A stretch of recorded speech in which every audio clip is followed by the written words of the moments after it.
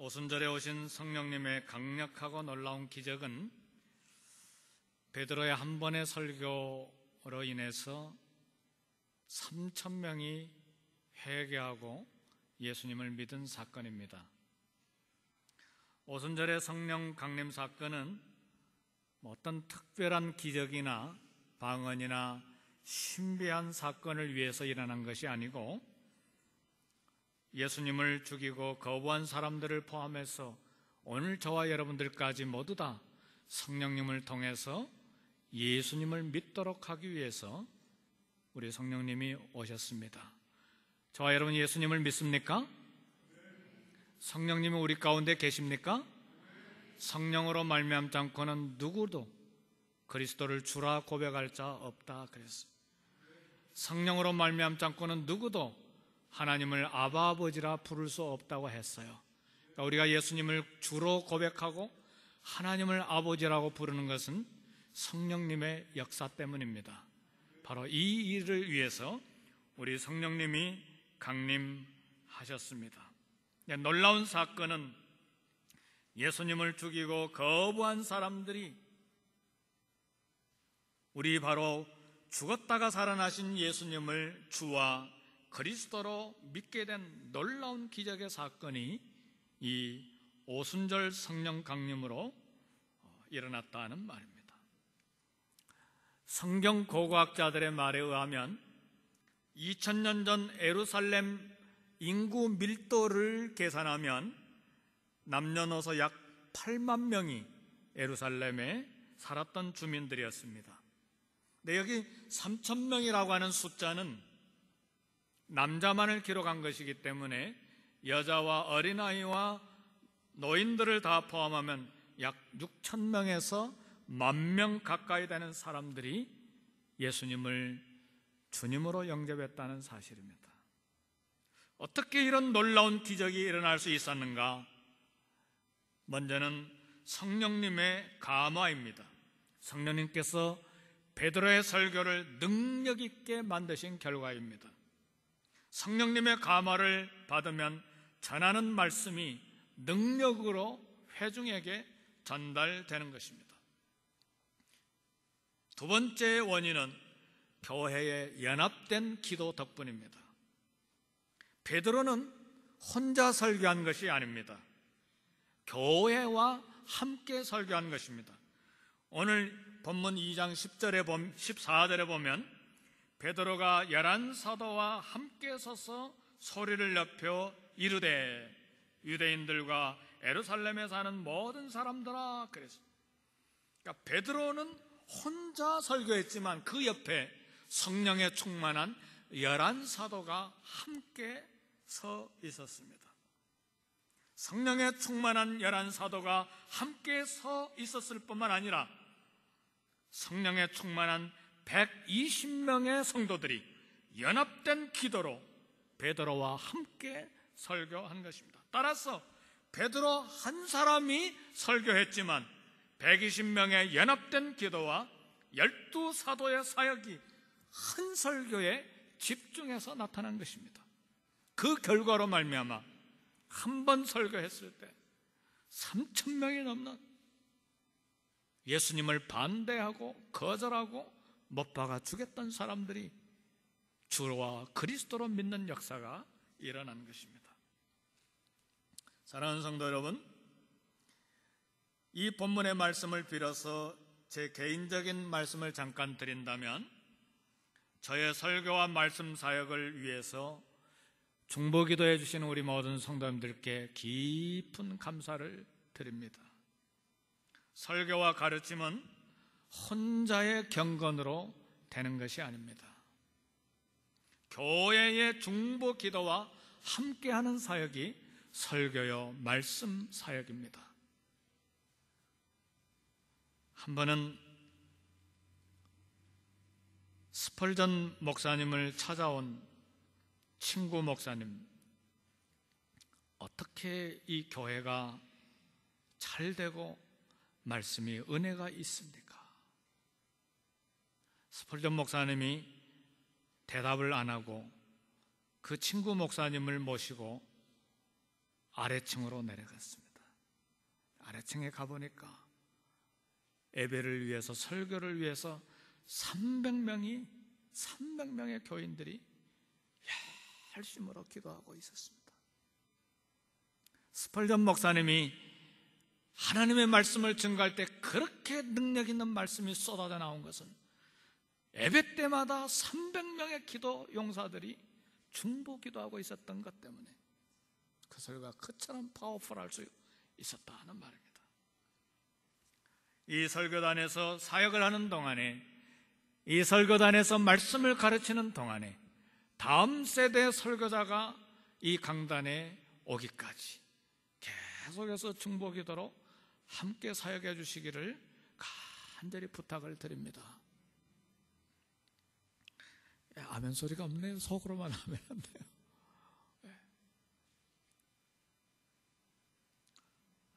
베드로의 설교는 침착했습니다. 그리고 진지했습니다. 그리고 서론과 본론과 결론이 정확했습니다. 어떻게 이처럼 갈릴리 바다에서 평생 동안 어부로서 뼈가 굵었던 사람, 랍비의 학교라고는 다녀보지 못했던 이 사람, 어떻게 이렇게 질서정연하게 삼일째 하나님을 정확하게 언급하면서 설교할 수 있었을까? 놀라운 기적입니다. 성령의 역사입니다.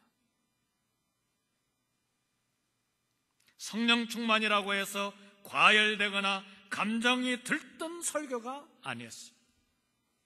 칼을 빼들고 귀를 베어버렸던 충동적이고 거칠었던 베드로의 설교가 아니었습니다. 베드로는 구약에서 시편과 요엘서에서 예수님에 대해서 예언했던 성경 구절을 정확하게 뽑아내어서 인용을 했습니다. 그리고 성경대로 예수님이 십자가에 못 박혀 죽으시고 성경대로 3일 만에 부활하신 사건에 대해서 정확한 설교를 했습니다. 논리 정연하게 그리고 명백하게 결론을 냈습니다. 36절이 결론입니다. 그런즉 이스라엘 온 집은 확실하게 알지니 너희가 십자가에 못 박은 이 예수를 하나님이 주와 그리스도가 되게 하셨느니라. 십자가에 못 박혀 죽임을 당한 이 예수님을 성부 하나님께서 주와 그리스도가 되게 하셨다. 그리고 분명하게 너희가 십자가에 못 박았다. 이스라엘 온 집이 예수님을 십자가에 못 박아 죽였다고 통렬하게 담대하게 꾸짖었습니다. 23절에도 보면 그가 하나님께서 정하신 뜻과 미리 아신 대로 내준 바 되었거늘 너희가 법 없는 자들의 손을 빌려 못 박아 죽였느니라. 이스라엘 너희들이 하나님 아버지께서 성부 하나님께서 주와 그리스도가 되게 하신 이 예수님을 못 박아 죽였다.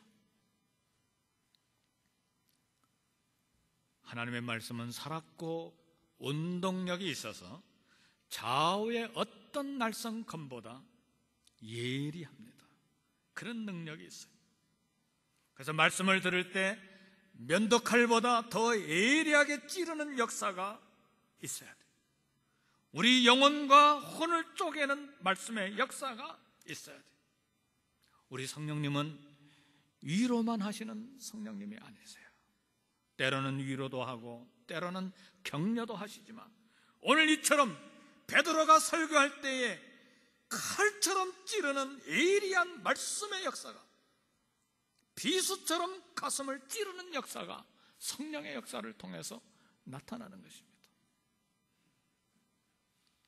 선포되는 말씀에 성령님이 임하면 우리 영혼을 흔드는 것입니다. 말씀은 우리의 마음과 생각과 뜻을 드러냅니다. 그래서 말씀을 들으면 우리 속이 다 드러나서 숨길 수가 없게 되는 것입니다.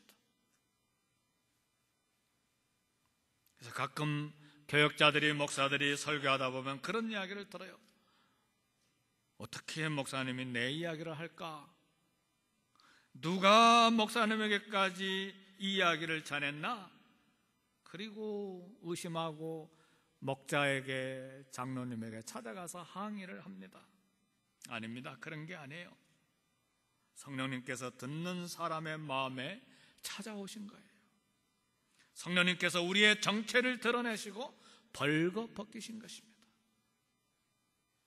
베드로가 온 이스라엘이 예수님을 십자가에 못 박았다고 담대하게 설교할 때 이 말씀을 들었던 사람들의 마음에 깊이 찔렸어요.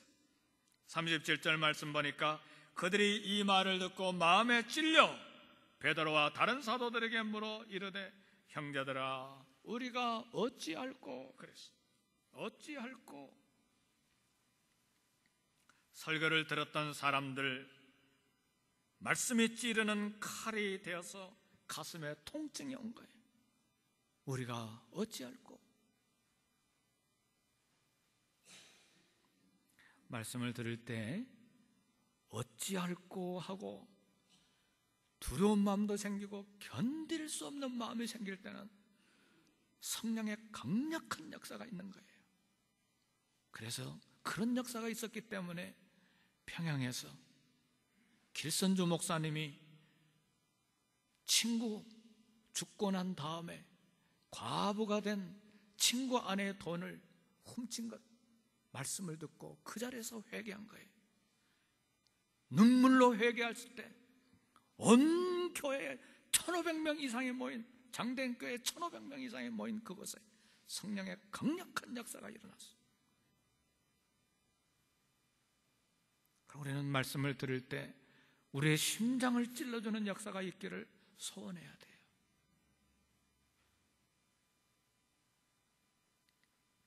수많은 세월 동안 자기 민족의 소망으로 기다려왔던 메시아를 자기들의 손으로 십자가에 못 박아 죽였다고 하는 말씀을 들었을 때 그 사실이 드러났기 때문에 엄청난 충격을 받은 거예요. 그래서 하나님 말씀을 들을 때는 나를 향한 말씀은 아니겠지, 그게 아닙니다. 언젠가도 그런 비유를 한번 한 적이 있습니다만, 설교를 다 마치고 목사님이 담임 목사실에 있으니까 시어머니가 찾아왔어요. 목사님 오늘 은혜 많이 받았어요. 그래요? 뭐 때문에 그렇게 은혜를 많이 받았나요? 어떻게 그렇게 꼭 내 며느리를 향해서 참 맞는 말씀을 주셨나요? 시어머니가 나간 다음에 며느님이 들어왔어요. 목사님 은혜 받았어요. 정말 감사해요. 무슨 말씀에 그렇게 은혜를 받았나요? 목사님 어떻게 그렇게 꼭 내 시어머니에게 맞는 말씀을 주셨나요? 다 말씀 잘못 받은 거예요. 하나님 말씀은 개인적으로 나에게 주신 말씀으로 받아야 돼요.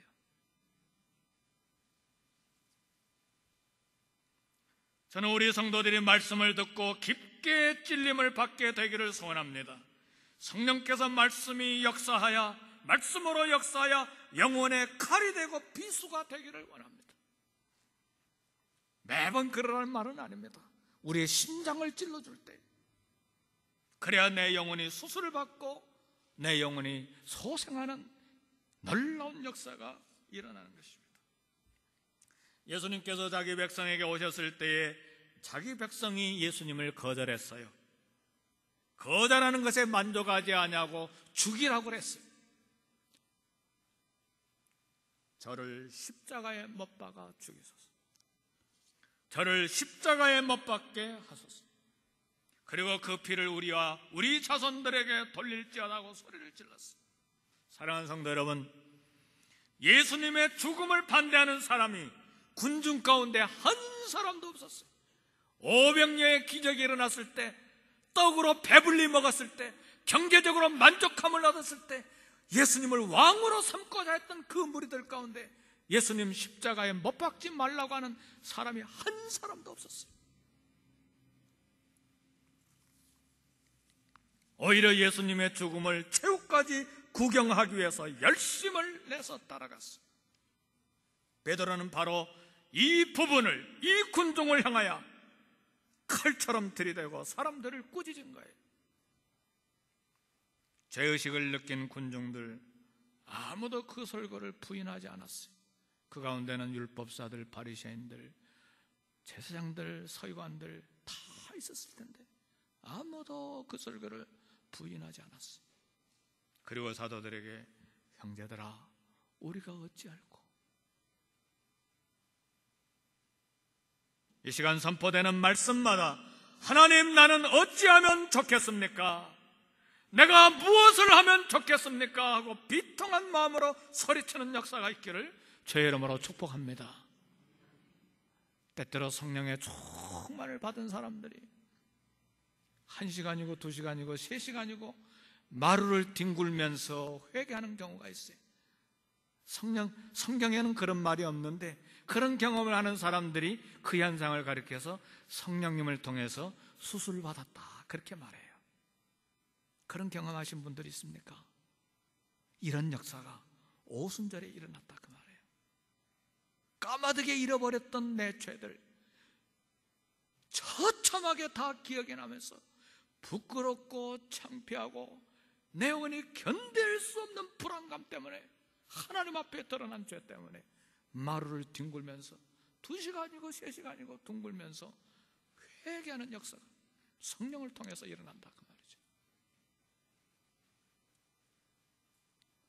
그 회개하는 마음에 우리 예수님의 피가 죄를 씻고 영혼을 살려내는 것입니다. 어찌할꼬? 사랑하는 성도 여러분, 캘리포니아 LA는 예루살렘이 아닙니다. 예수님이 십자가의 죽음을 당하신 지도 2000년이 지났어요. 그래서 2000년 전 예수님을 십자가에 죽도록 찬성한 사람들의 죄를 지금 따져서 정죄하자는 이야기가 아닙니다. 예수님을 십자가에 못 박아 죽인 사람이 바로 저와 여러분들이기 때문에 나의 죄가 예수님을 십자가에 못 박았기 때문에 그렇습니다. 예수님이 십자가에 못 박혀 죽은 사실 때문에 내 마음에 통증이 하나도 없다면 예수님의 피가 나와는 관계없는 사람이에요. 예수님의 피를 필요로 하지 아니한 사람이에요. 왜요? 내 죄 때문에 예수님이 십자가에 피 흘리시고 죽으셨기 때문에.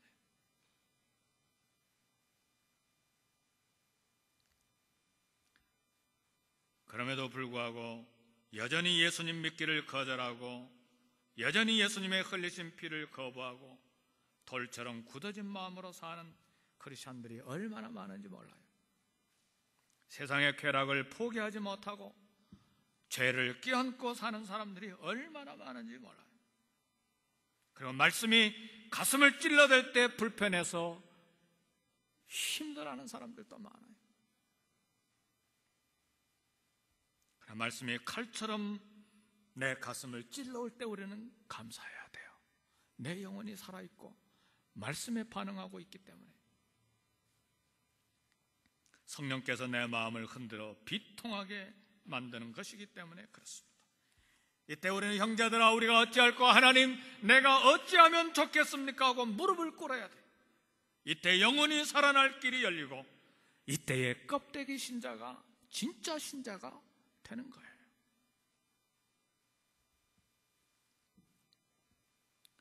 영국의 사냥을 좋아하는 왕이 사냥을 다 마치고 다 한 곳에 모이기로 약속한 곳에 돌아왔는데 어린 왕자가 보이지를 않아요. 그리고 여기저기 핏자국들이 있어요. 옆에 사냥개가 피투성이가 돼가지고 가만히 앉아 있어요.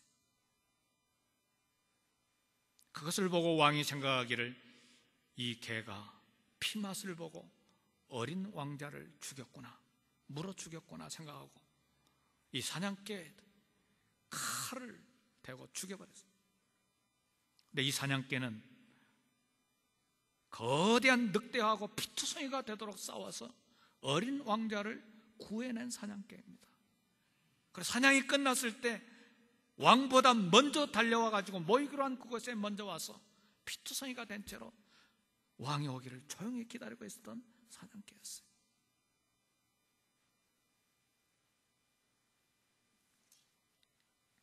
이보다 더 소름이 끼칠 정도로 비참한 이야기가 하나 더 있어요. 어느 여관에 젊은이가 하룻밤을 묵기 위해서 왔습니다. 근데 이 여관 주인 부부가 이 젊은이 지갑 속에 금이 있는 것을 알고 밤중에 이 젊은이를 죽였어요. 이 젊은이가 누군가 오랫동안 기다렸던 자기 아들이었어요. 이 젊은이는 부모를 기쁘게 하고 깜짝 놀라게 해주기 위해서 알아보지 못하도록 거기에 투숙했는데 그날 밤에 죽임을 당한 거예요. 금에 대한 헛된 욕심 때문에 자기 아들을 자기 손으로 죽였다는 사실을 알았을 때 그들의 비통한 마음이란 어찌했겠습니까? 사람이라고 하는 것은 자기를 사랑했던 사람에게 엄청난 잘못을 저질렀다는 것을 깨달으면 마음에 비통함이 생기는 거예요. 자신이 저지른 잘못된 행위를 혐오스러운 눈으로 자신을 보게 되는 거예요. 내가 부끄럽지 않습니까?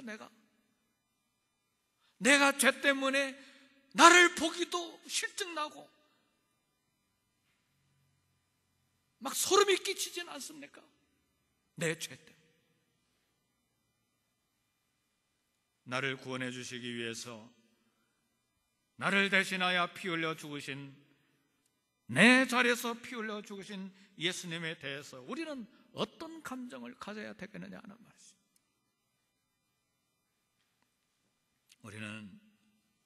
우리가 어찌할 거를 외쳐야 돼요. 내 죄 때문에, 무너진 내 인격 때문에, 실수한 내 혀 때문에, 온갖 더러움으로 이렇게 오염되어 있는 내 마음과 생각 때문에 우리가 어찌할꼬? 하나님의 거룩한 성령이 내 안에 오시면, 성령은 거룩하시기 때문에 내 죄를 드러내잖아요. 성령님이 위로만 하십니까? 성령님이 능력만 주십니까? 아니에요. 성령님이 내 죄를 깨닫게 하시는 거예요. 생각이 잘못되고 언어가 잘못되고 인격이 부서지고 무너진 것을 다 보여주시는 거예요. 그럴 때 우리가 어찌할꼬? 이때 베드로가 생명의 길을 제시했습니다. 38절을 말씀 보니까 베드로가 이르되 너희가 회개하여 각각 예수 그리스도의 이름으로 세례를 받고 죄 사함을 받으라. 그리하면 성령의 선물을 받으리니. 기독교의 최대 메시지는 회개입니다. 회개 없는 구원은 없습니다. 회개 없는 성령님의 임재도 없습니다.